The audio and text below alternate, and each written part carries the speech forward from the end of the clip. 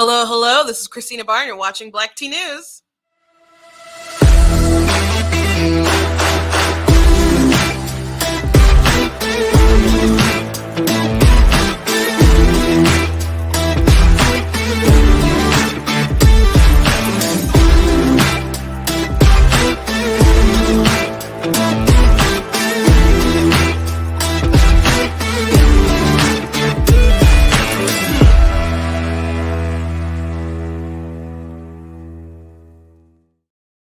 Hello, hello. Welcome to Black Tea News. I'm your host, Christina Barr, and today we're going to be talking about Chris Rufo, who does the Lord's work, who uncovered some stuff that the Department of Education in Michigan, they were doing some trainings and talking about gender identity, ideology, all that other kind of stuff, injecting in the schools and how to deal with the kids, and also keeping stuff from parents, and how do you deal with certain things when having mental health issues, but not, tell them that they're X, Y, and Z, and just all kinds of other stuff that people have been seeing across the country. But hey, it's right there in my state. And so this became he has a pretty big social media following, and he went on Fox News, and then he talked to Laura Ingraham last night. And Tudor Dixon, who's running against Gretchen Whitmer, she said something about it. She issued a statement. I have her statement. We'll show it. But the Department of Education is doubling down. So that's a bold move. Maybe they feel like we're so close to election time. What do they care? Maybe they don't think it'll make the difference. But parents need to have the same energy that we had when we were storming, I guess it's the left's words, but when we were like going to the school board meetings, and we're concerned, and we should still be concerned. We shouldn't have lost our concern or our momentum. But the evil is still out there. They still want to indoctrinate your kids. So we're going to be talking about that. There's still people are apparently flipping out about Martha's Vineyard situation. Ron DeSantis sent some folks to the Martha's Vineyard the other day, and they don't have the room and the resources, etc. So I guess they know how everyone else feels. But there's people posting different online forums and comments of people, and they're like, some of them, the people are like, you have an extra house, you can do this, you can do this. So it's kind of funny. Also, their movie The Woman King is, I guess people have been watching it early. I just read a review about it, and they've decided to go ahead and alter a lot of the history. And it's fine when movies or TV decide to do their own stories and tweak some things, but it is a different story when you're totally trying to alter things. So it's like the opposite. The movie, they're trying to kind of restructure everything so they don't have to be pro-slavery, but this is like a really, really pro-slavery slave trade group. So we'll go ahead and read that review, and I also don't think was really necessary. They could have told like a real true story and still made it fascinating, and people would have watched it. I mean, people watch a lot of dark history sort of stuff all the time, so it was unnecessary. I understand people take creative licenses, but you ain't have to do it. So before we jump into all that, I want to encourage you guys to go to blacktnews.com, check out different articles that I've written. I did drop an article about the ballot proposal and how it relates to the governor. And basically, in Michigan, there is a ballot proposal. It's called Reproductive Freedom for All. Everyone's like, oh, abortion rights. It's a very extreme abortion bill, but also gives everyone the right to sterilize themselves. It doesn't say, it defines individual. It doesn't define individuals. So individuals can also be minors. And it also says you can't discriminate against the individual trying to do stuff. So how can you even stop people and discriminate against their age? And then you can't even stop people who are trying to aid them or penalize or prosecute. So it's a very, very radical bill. And I do dive into it on the website. Go to blacktnews.com, check out what I have on the website and other articles and videos and stuff that I put out. Please check out the store. Got different t-shirts and stuff you guys can check out. Go ahead and support the website, support what we're doing here, and pick up a mug. pick up a pumpkin spice season. It's still pumpkin spice season. You pick up all kinds of goodies at the store. If you like what I'm doing here, please consider leaving a donation at blacktnews.com/donate. Very much do appreciate.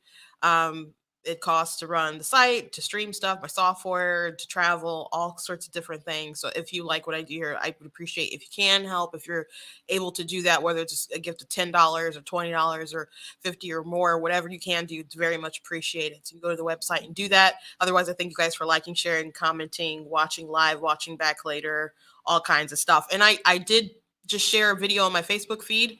It's from the Bryan, Michigan Pack, who I'm in their studio today. If I say something that triggers you, nobody cares. They don't care. I don't care. I'm just here, you in space. I appreciate it.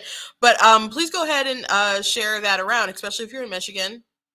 It's like a top 10 reasons not to vote for Dana Nessel. There's more reasons than 10, but we went with 10. So go ahead and check out that video and go ahead and share it.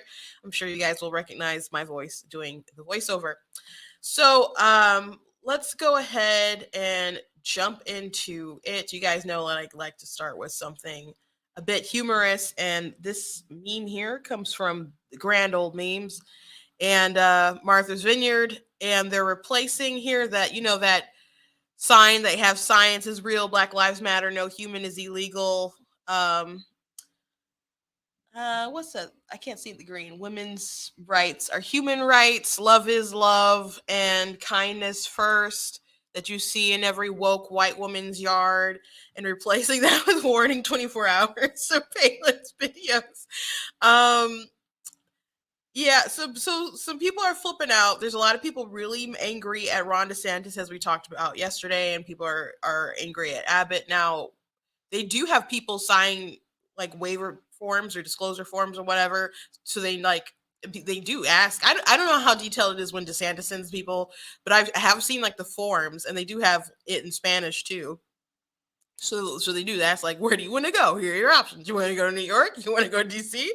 And people get a free trip to go to these places, these sanctuary cities that people say that they're all welcome there, and then they're all crying when they get there. So we know New York's been crying for a while. We know DC has been begging for help from the National Guard and been denied at least twice.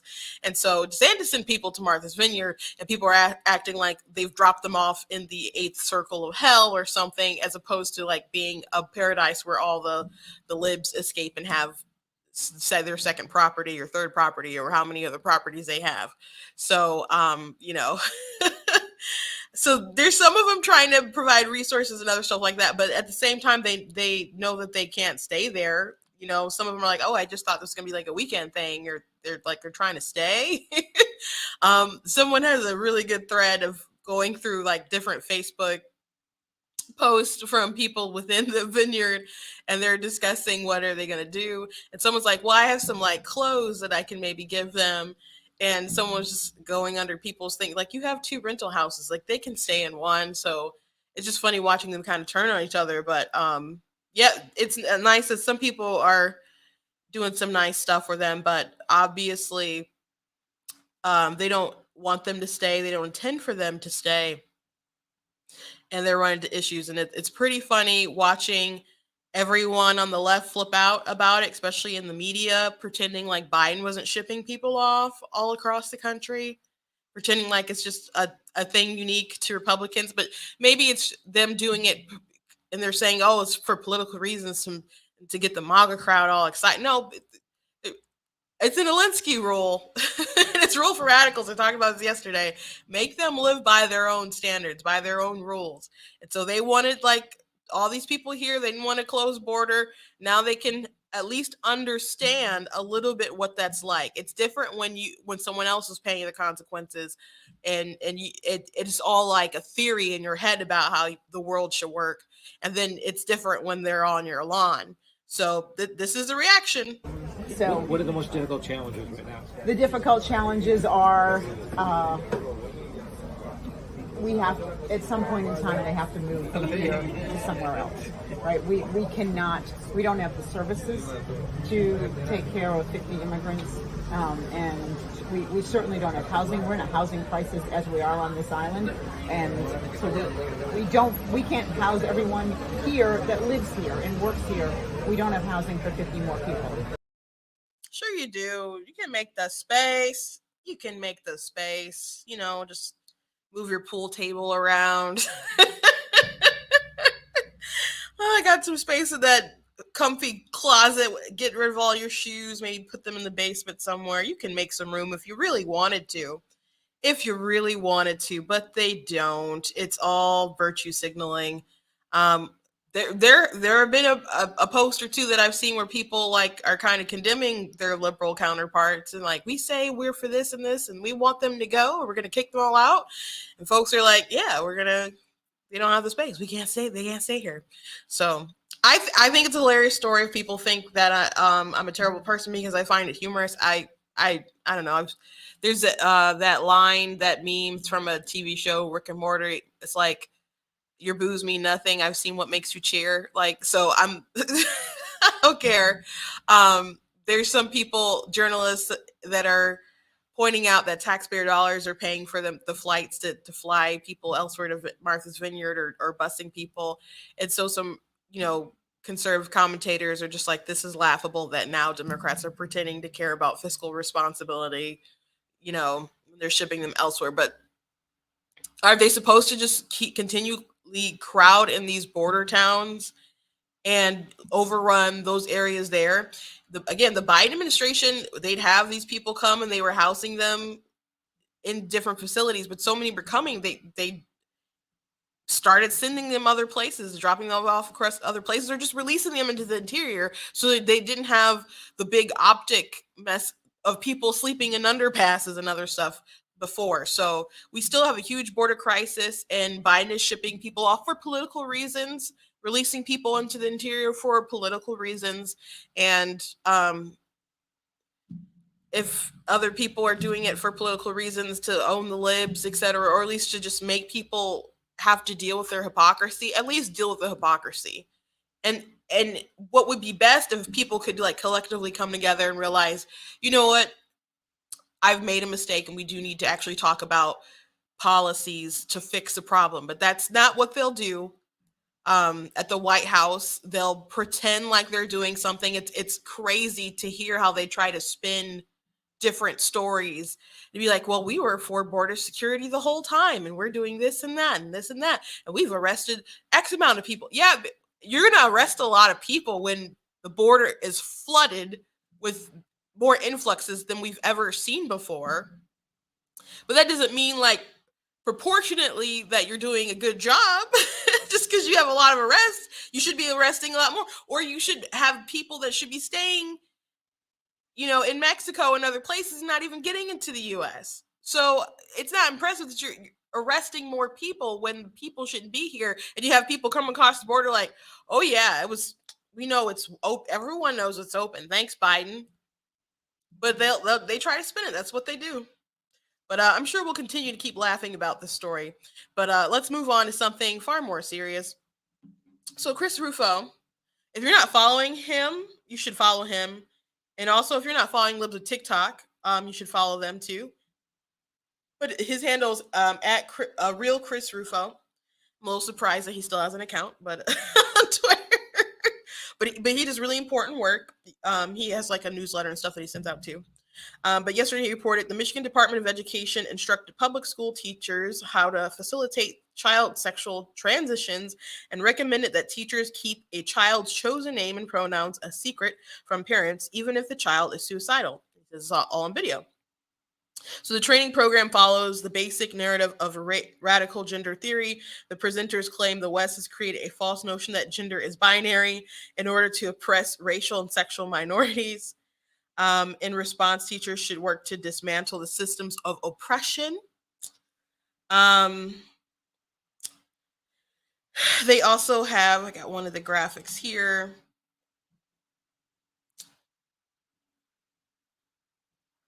During one of the presenters' videos, which I have some of the ones that he posted.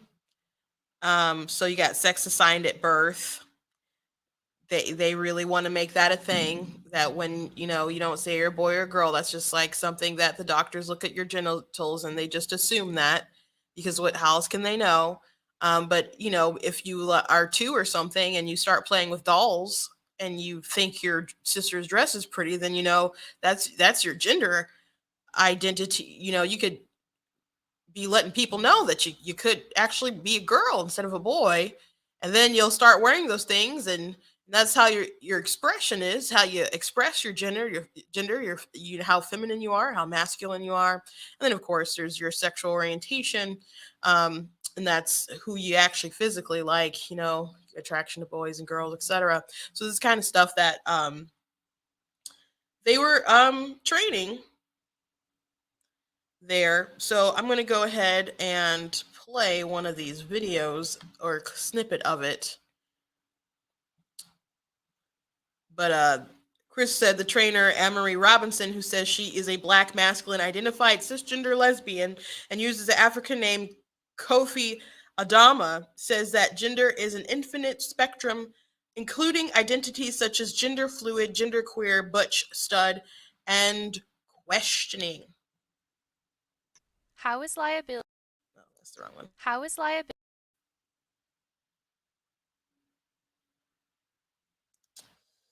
It's the wrong one, sorry.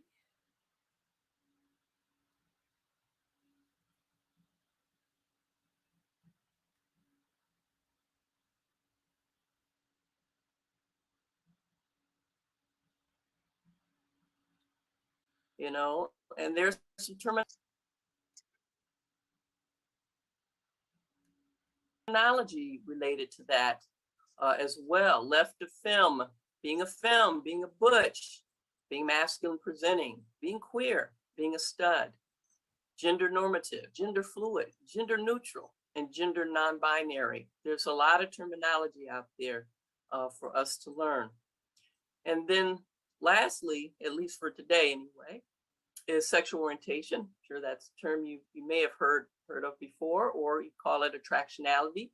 It's a person's experience of their emotional, romantic, and or sexual attraction to others. So where you see the heart and the chest, we feel that attraction, and you feel the heart pumping, and you got a crush on somebody and you want to get to know them. That's that attraction, that feeling. And you can even, a lot of children, or if you go back to your own childhood, you might remember having crushes when you were little. So that attractional or sexual orientation. So there's some corresponding terms that you may have heard, like pansexual. And I've come to believe that is someone who is attracted to people, regardless of their sex assigned at birth, regardless of their gender identity, regardless of their gender expression, and on and on. Asexual, lesbian, straight, gay, bisexual, queer, questioning, demisexual, demiromantic, aromantic, and scoliosexual. I'll leave that to you to go to Google on those, because we ain't got time today. I don't think I know what a scoliosexual is. I made a face. I'm like, scolio. I don't know. So I once heard someone say that pansexual is just bi with extra steps. When I know a lot of people think I'm younger than I am. So I'm 33. I'm 33. As my sister say, you as old as Jesus. But I don't remember people obsessing about this kind of stuff in school. Obviously, we live in different times. In their opinion and stuff, they would believe that we lived in a different time then, because we were oppressing these minority groups, and that's why we didn't talk about it, I guess. And we have to reconstruct the system. But it was just like you went to school and you learned stuff, and the most people did was like hold hands and maybe peck a smooch or something. It just wasn't about all this like hyper sexualized or identity stuff. Like, it was a place where you went to learn stuff. But the the classes where they do sex education, which people say that we need so bad. If you like, oh, when you want less pregnancies, stop. We got to do the sex education, which Thomas Sowell thinks that's bunk, that's dumb. Anyway, but some time ago, I had a friend, and they decided that they would volunteer for like a sex education thing, because they're like, conservatives need to be more proactive with the stuff and get on these boards and see what these people are trying to do and try to stop it before it happens or whatever. So the sex education stuff that they were trying to push was, which it's supposed to like be about kids not getting pregnant. That's what it's supposed to be about. And it was all like a lot of gender identity gay stuff. That's what they were pushing. And like K through 12. They want it incorporated all the way through. And it's just not appropriate. Last week, I think we talked about how Peppa the Pig, that TV show, it's a huge TV show, been on for a long time. It's a show in the UK. It's still popular over here in America. At the local mall, they actually have a Peppa the Pig like play place. I don't think my nieces and nephews are, well, one is a baby. So I think maybe they're kind of grown out of it a bit. But they were really into it. American kids are watching Peppa the Pig so much that people started, like, their kids started picking up accents. And they decided to put a gay couple on the show, on Peppa Pig. And the reason why they did, all these people were petitioning to put on a gay character. And in the petition, it was like, we need to have this when these kids are at an impressionable age. And I'm like, well, that's creepy. When they're impressionable, that's when you need to have this stuff out there so you can teach them all this stuff, especially noting that they're impressionable, that their minds are vulnerable, which they gave away the plot. We're all aware of the fact that that's why they want all this stuff in the school as early as possible. That's why they want to do all the gender identities, because they are impressionable. Congratulations, you gave it away. You absolutely gave it away. They are grooming. That's what people were saying in the comments. Absolutely. Freaking-lutely. So another thing that they were doing, they started playing these TikTok videos. And I spend probably more time on TikTok than you guys. A lot of these people are not well. A lot of these young kids are not well. There's definitely a social contagion element to the ideology, gender ideology stuff. Abigail Schreier has talked a lot about it in her book and her tours since the book and her interviews since the book. And she's one of the most hated people there is, because she wrote this book that she didn't even really want to write, but it became like a need that she needed to write because it was true. And people were coming to her begging for the story, for someone to say the story. And she tried to kind of pass off to other people, but no one else would tell it. And so she didn't write it to own the libs, because she's like technically like one of them, I guess, grew up in that more elitist sort of circles and stuff. She's not right wing by any stretch of the imagination. I don't know if she's on a journey or anything like that. All I know her from is from this book and the hatred that has come against her because of this book. But she wrote it because it's true. She had a great speech that she gave. One program I read the whole speech. It was kind of long, but I just read through the whole thing, and it was just how does she react, or how does she feel about being so hated? Like, that's like the number one question that she gets asked. And she says it is like liberating, because you don't know how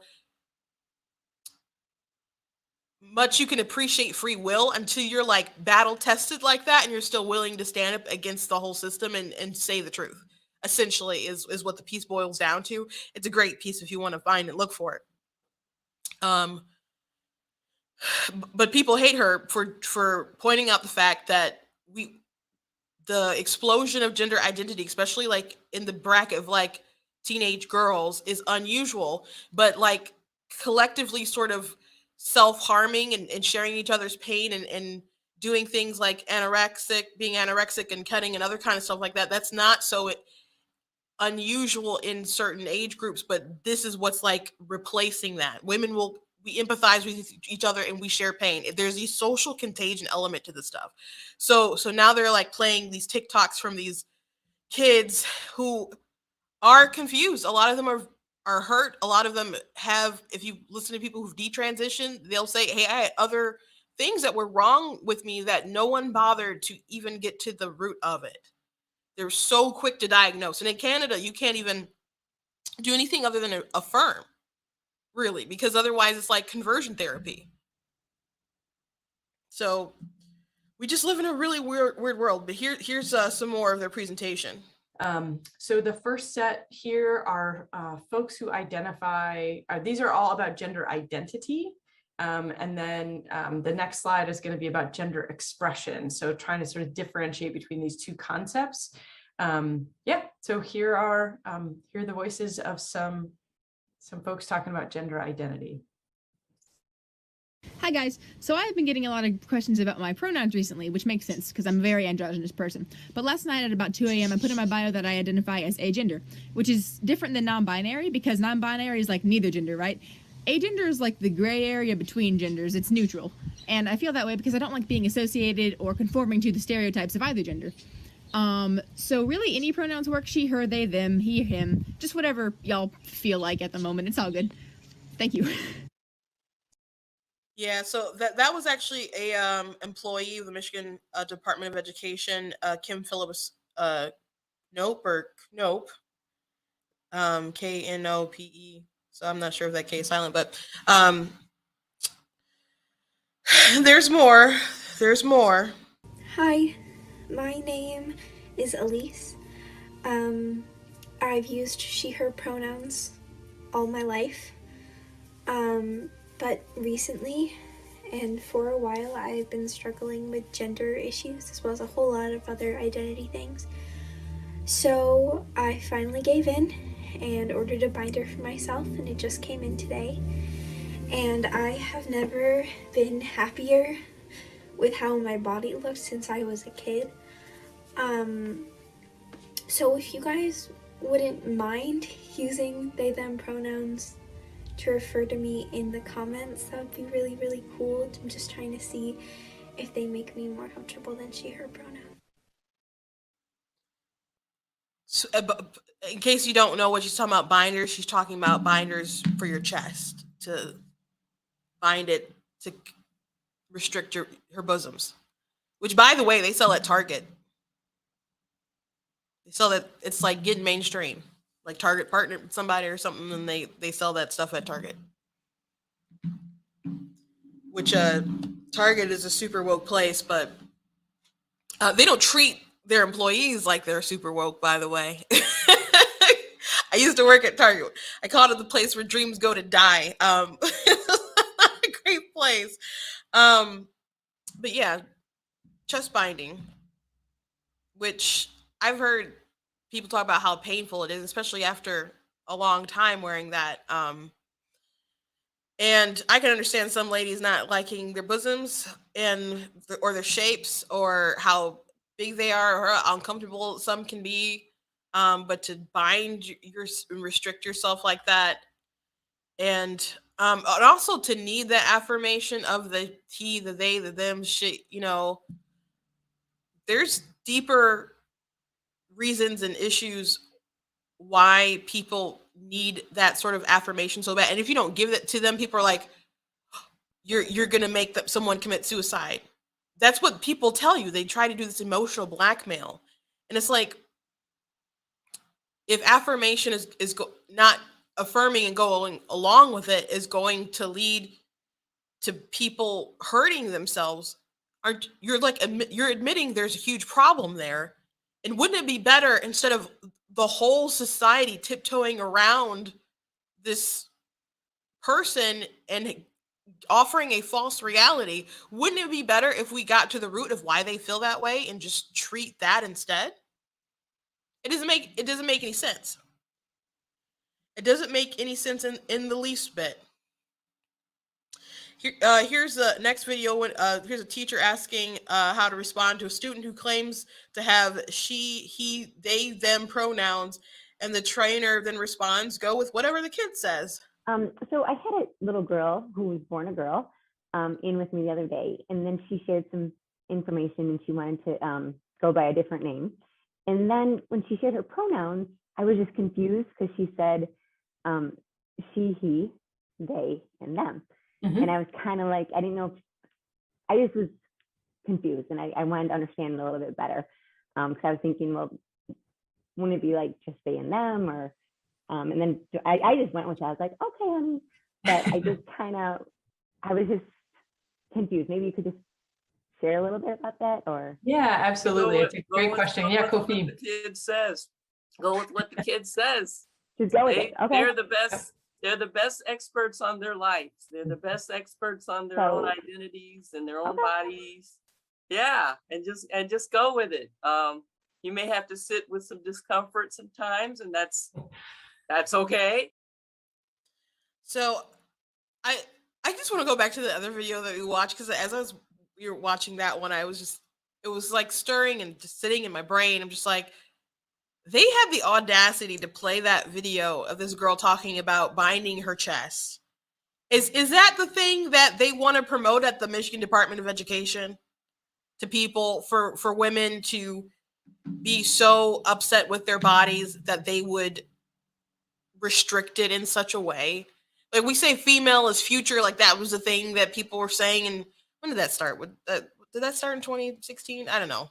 Female's future and all this girl boss, etc.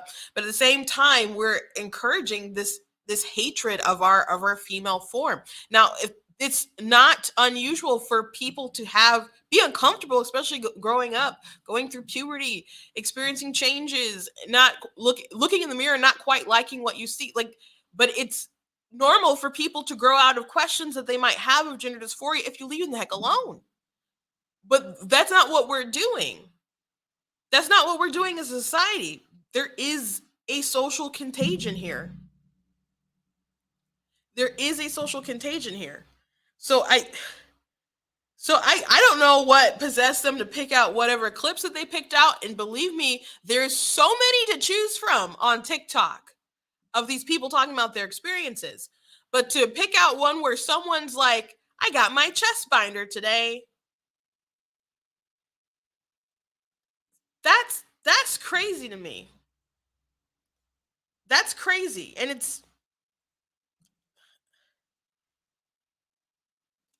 I can't even with these people, how depraved that is. So That's a wrong video. I got one more to show you guys. How is liability affected if a student dies by suicide and parents did not know the student's chosen name or pronouns were being used at school? If you have a kid who's like, if you're sort of into that area of like, you're going to hurt yourself or somebody else, and you have a duty to report, I mean, the law is really clear about that. You can also talk to parents, though, about like that your kid is having suicidal thoughts without outing them, without saying why. You can say, we have some concerns. Your child has shared this.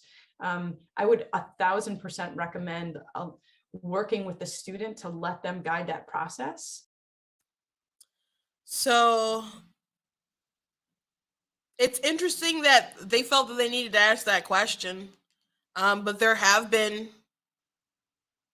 situations where there have been kids that the school was keeping that information. They had their own kind of gender plan. And then the parent didn't know. They were hiding it from the parent. There was a case out in Florida, and they're suing the school district, and people are like, oh, we don't need the Don't Say Gay bill, which is the Parental Rights and Education bill. The Don't Say Gay is what the Democrats called it, which doesn't even like explain what the bill is. I'm saying Don't Say Gay because that's not what the bill does. But people were saying there was no reason to really needed the bill. That's not true. There was a couple different stories. There's stories across the country, but even in Florida, there were examples. But a father didn't know that their child was suffering that way with gender dysphoria until he found her trying to hang herself. Now, how much out of all the ways you can go, like hanging yourself?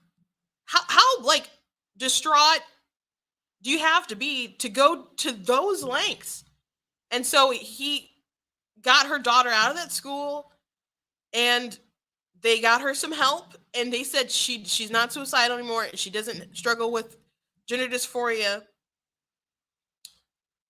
But they are these activist teachers that really, really want to push this stuff. And I I don't all the way understand why. Like, I do understand, I don't know, a darker sort of plot, but I think most people are just maybe they're into it and they think that it's their altruism. They think they're doing a good thing. You know, it's their savior complex. They're trying to protect the other. They think everyone else is out to get them. So the people who don't go along with it, they're the parents or the Republicans or whoever, they're the bad guy that you have to fight, and you're trying to protect these people, and maybe your victim pool is too small. So now you keep making more, you recruiting people. I don't know. I don't think everyone out to do this has like the most evilest intention of heart, but this is a dark, destructive ideology, and there is a social contagion element to it. And the Department of Education doubled down in it. Well, first of all, Tudor Dixon, she is running for governor. She did have a statement that she released about it. Kudos to her for getting on that and saying it pretty quick. I'm not surprised that she jumped on it. And then the Department of Education also made a statement as well, which they're basically doubling down. So here's Tudor's statement. It is astonishing that the activist-run education department is officially training teachers to hide important information from parents about their children at all, but it is unconscionable that they believe it is even appropriate when children are suicidal. They are targeting and confusing our children at the most critical time in their development, telling them to use outrageous gender neutral phrases like earthlings instead of boys and girls. What is wrong with these people? Make no secret about it. Our own state agency is being weaponized to actively recruit our kids and advance their radical gender theory with zero input from parents. My position is very clear. Our schools need to stop pushing radical sex and gender theory and instead get back to teaching kids how to read, write, and do math. Does Gretchen Whitmer agree with me? Will she condemn this radical and dangerous nonsense? She owes parents an answer. Will the media do their jobs and demand she give them one as she hides behind attack ads totally lying about my position on public education? So I'd be surprised if Whitmer said anything. I didn't see anything about it. I would expect her to duck and hide on that. She's got a lot of money to spend, way more money to spend than Tudor on the election. And so she could bury her with ads, I think, probably buy up all the airtime. and we're getting to the point where like the ballots are like absentee ballots are about to go out. So I think she's gonna really try to ignore it best she can. They're only doing one debate, and that debate is happening after the ballots go out. So it's gonna be a little late. So I would expect her really to ignore this. But people need to keep hammering.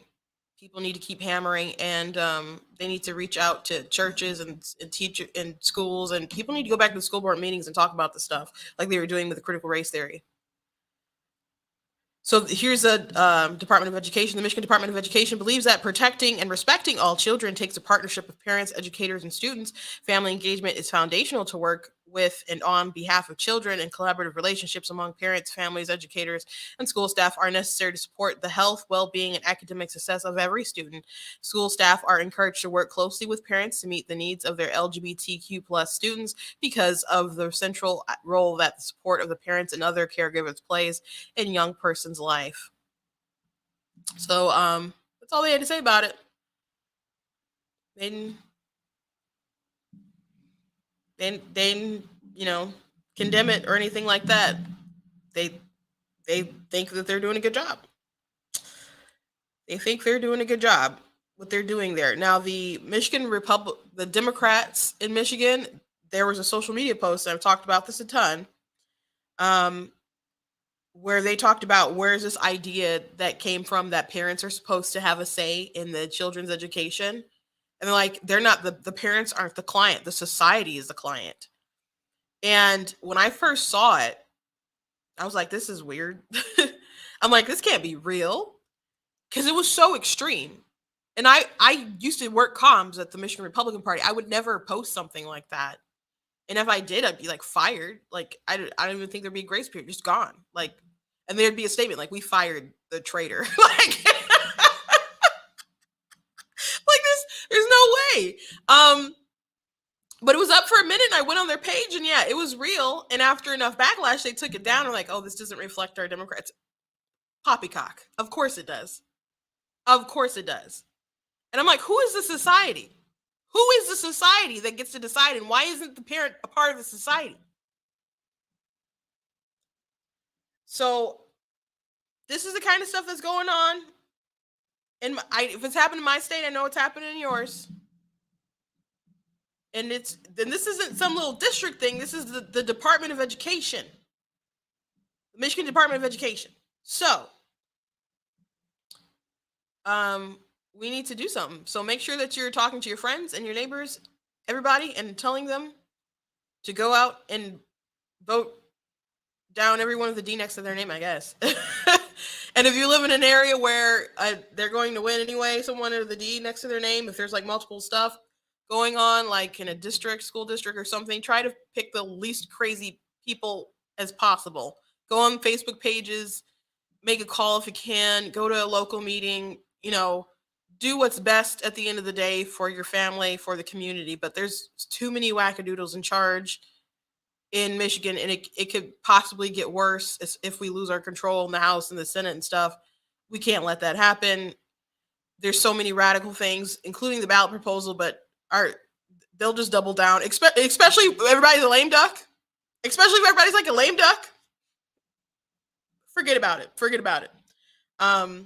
I'll let you guys know if I hear something from Whitmer about it, but again, I doubt it. I absolutely doubt it. Last thing I want to mention is this film that's coming out starring Viola Davis called The Woman King, and they are marketing it like it's the new Gladiator.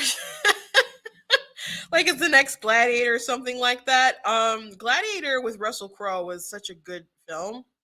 And I'm sorry, this isn't going to be that.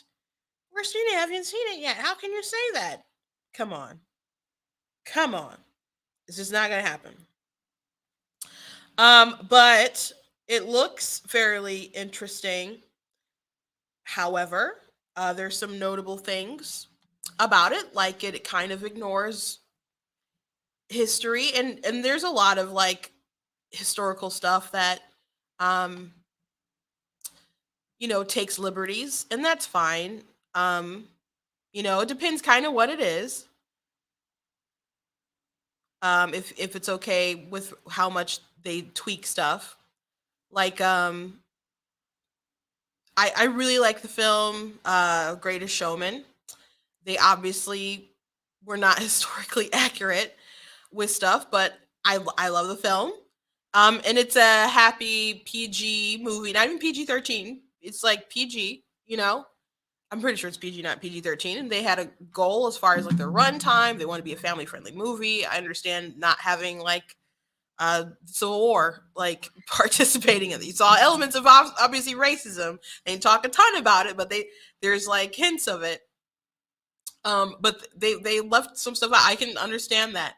Braveheart, other things like that aren't totally historically accurate, but there's a difference between like taking liberty and like changing like who the bad guys are in the story. And I don't really understand why they felt that they needed to so badly. So this is a review in the Wall Street Journal for it. The Woman King Review, African Amazons, and it's by Kyle Smith. Sony Pictures is positioning The Woman King as not only a rousing action film, but also an important one. At the screening I attended, a marketing slide read, "Join the conversation. I'll start. Is there any limit to Hollywood shamelessness?" Set in 1823 in the real West African kingdom Dahomey, which located within Benin, the film stars Viola Davis as a commanding general who leads a battalion of women warriors called the Ajoji in combat with their oppressors, the Ayo. I'm sorry if I'm not saying any of this right. Miss Davis is one of those actresses who should probably be given an automatic Oscar nomination every time her name appears in a list of credits, whether she's playing a mousy mom in Doubt or blues singer force of nature.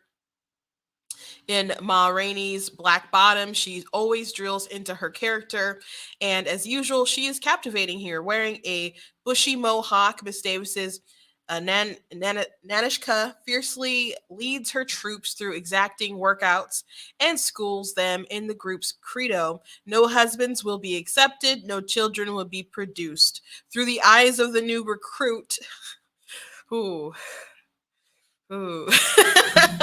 It kind of seems like modern stuff today, huh? Miss Through the eyes of the new recruit, Thuso Mibdu, providing an appealing, shy counterpoint to Miss Davis's ferocity, who joins the army because she is too headstrong to be married. We witness the intensive training that turned the Ajaji into a brawny and pitiless infantry unit. The central problem with the movie, call it the hashtag #MeToo Black Panther, is that in reality, the Dahomey notoriously built its wealth on capturing local people and selling them into slavery. Characters in The Woman King blame enslavement in Dahomey on the economic meddling of white traders, although it is well established in West Africa before the Europeans got involved. So there's that. The film then positions Nanishka, based on a real person, although she lived in a later era, as the leader of an epic fight to destroy slavery. Under the approving eye of a wise king, also a real person named Gezo, John Boyega doesn't do much with his underwritten role. Y'all gave this man another underwritten role. This poor man. He ain't really had a role since what was that movie with the robots? Pacific Rim 2? She suggests transforming the country's trade into one built on palm oil. All that is required to achieve this economic and moral revolution is one final decisive victory against the Ayo, who, after being rejected in a demand for tribute, seek to defeat the enslaved, the Agagi, the tribe, whatever their name is, beat the Ayo, and the slavery will be beaten. Cue the ferocious training montages and induction ceremonies and beautiful white clothes and joyous group of dances. The Woman King must feature more dancing than any historical action epic I've ever seen. Not that anyone wanted to see Mel Gibson's shimmy in Braveheart. Historical inaccuracy never troubled Hollywood before, so why shouldn't the ladies help themselves to some of it?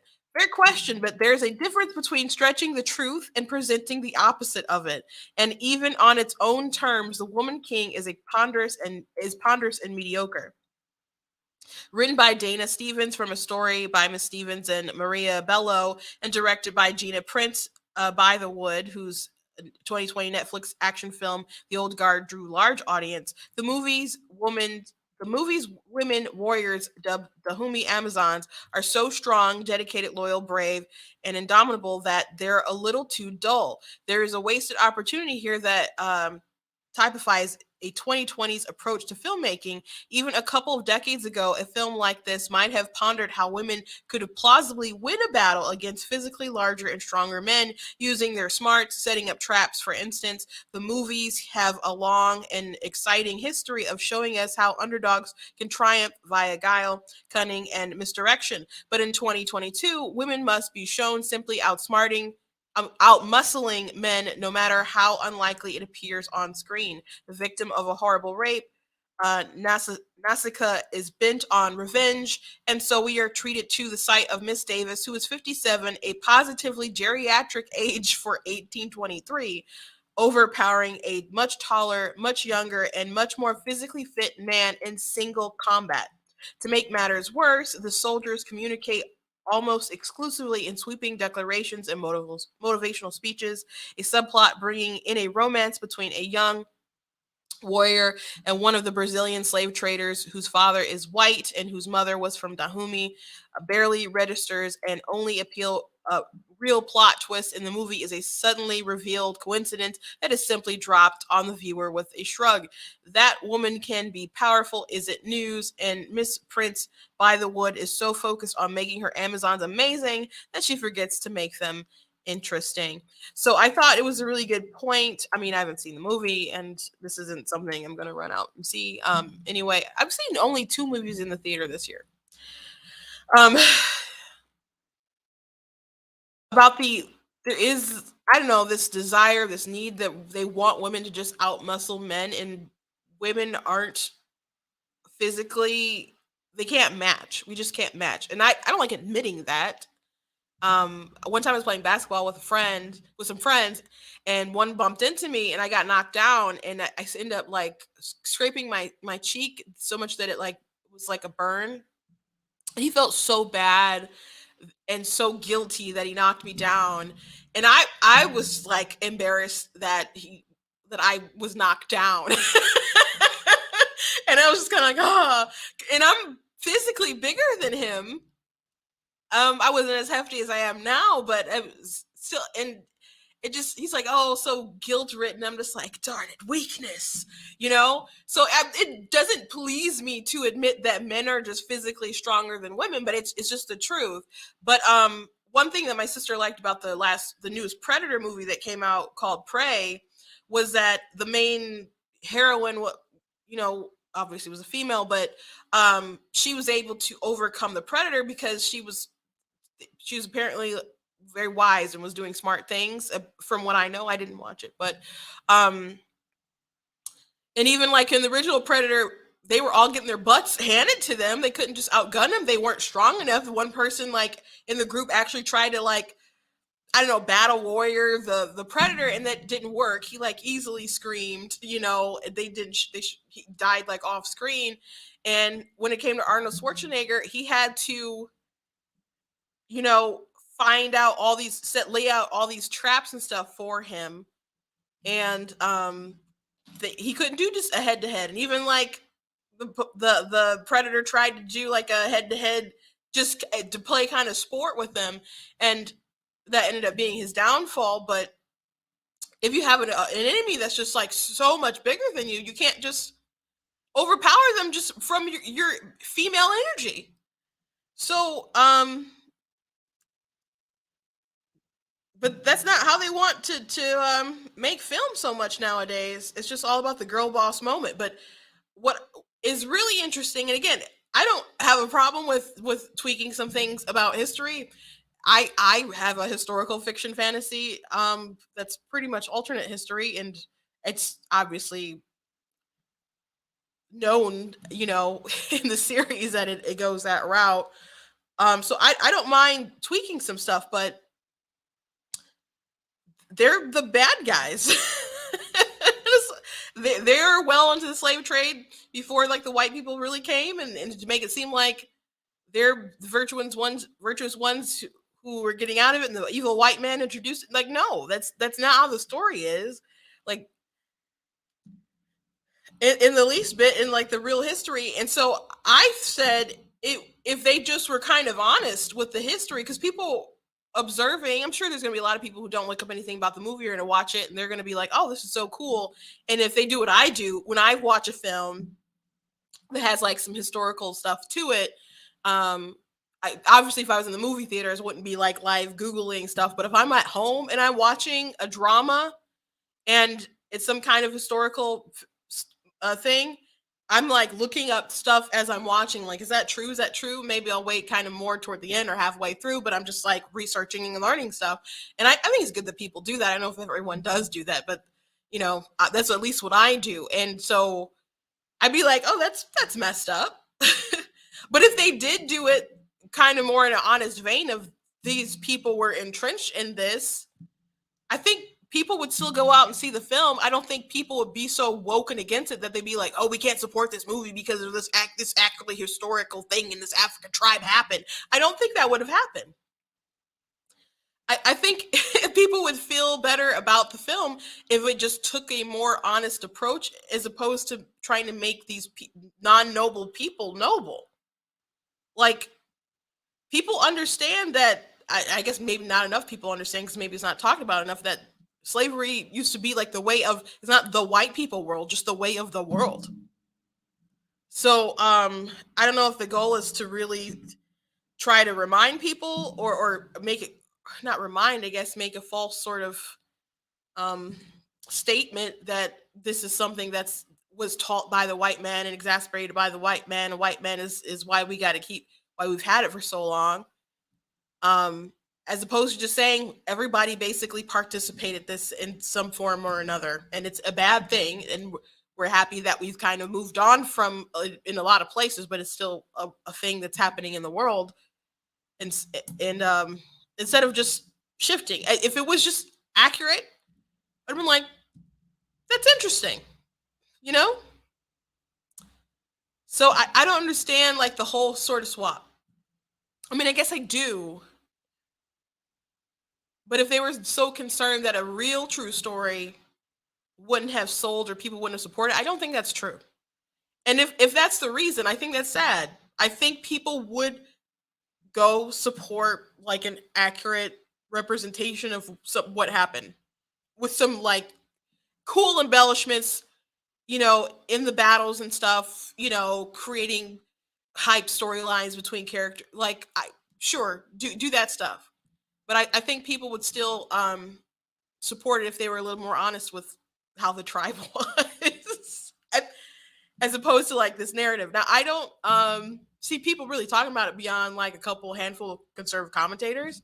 So I don't know if that's going to hinder it or not. But is this movie going to be the next Gladiator? I doubt it. I doubt it. Again, I don't mind things that are embellishments and some changes on history, but it seems like a pretty big one. Seems like a pretty big one for nefarious reasons, it would seem. But anyway, thank you guys for joining me today. I hope you guys enjoyed the show. Please go to blacktnews.com. Check out different content I have on my website. I did drop an article about the Michigan ballot proposal number 3 that the governor's supporting that does make way for the sterilization of minors. So I think it's really important to talk about. Also, check out the video that I shared from Brighton, Michigan PAC about Dana Nessel. Please go ahead and share that around, especially if you're from Michigan. If you like what I do here, please consider leaving a donation at blacktnews.com. I would very much appreciate if you did that. Make sure you follow me across all my different social media platforms on Facebook, Instagram, TikTok, YouTube. All my handles are at Black T News, with the exception of Twitter. That one's at True Black T. All my links should pretty much be in the description if you're watching on Facebook or YouTube. And make sure that if you've liked the page on Facebook, make sure that you're also following, because they did change how things are. I know a lot of you probably liked and aren't aware of the fact that you're not actually following. So please just take a moment and do both. And even if you like to watch on Facebook, which I know a lot of people, most people do, you can go ahead and still subscribe on YouTube. And I'm still going to get on Rumble soon. I'm on Rumble. I just don't stream from Rumble right now, but we're going to change that. Rumble is doing well, exploding over there.